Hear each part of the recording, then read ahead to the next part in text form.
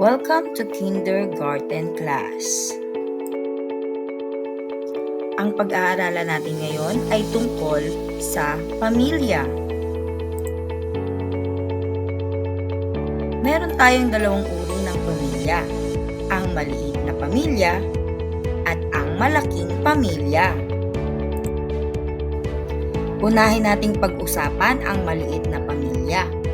Ang maliit na pamilya ay binubuo ni nanay, tatay, ate, kuya, at bunso.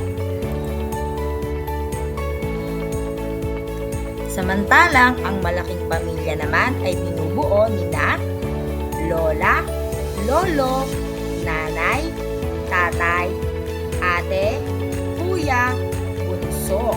Minsan nandiyan pa sila tito, tita at ating mga pinsan.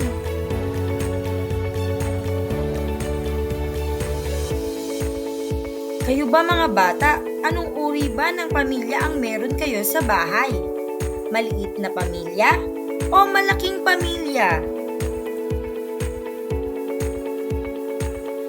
Subukan nga natin kung kayo ay nakinig sa sinabi ni teacher kanina.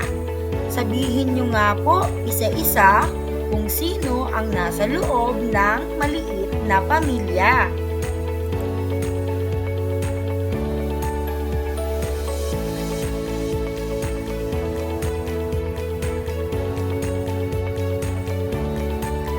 Great job, Kinder!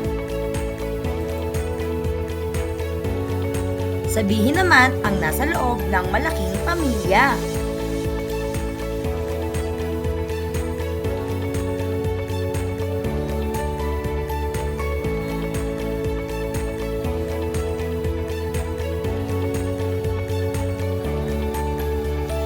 Mahusay mga bata!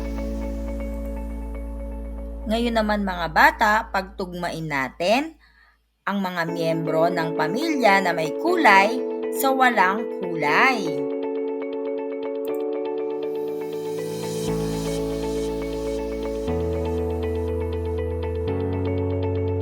Tingnan nga natin kung tama ang inyong mga sagot.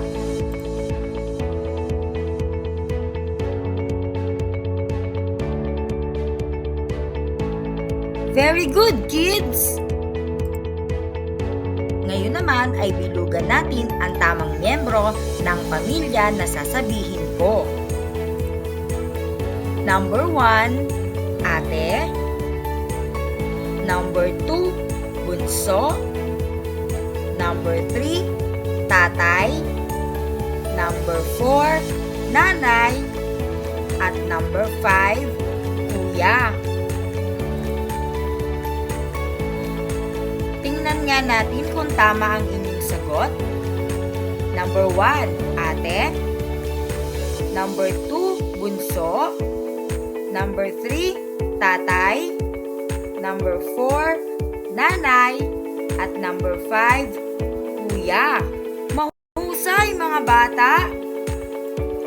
At dahil dyan, dito na nagtatapos ang ating aralin sa araw na ito. Maraming salamat mga bata, hanggang sa muli!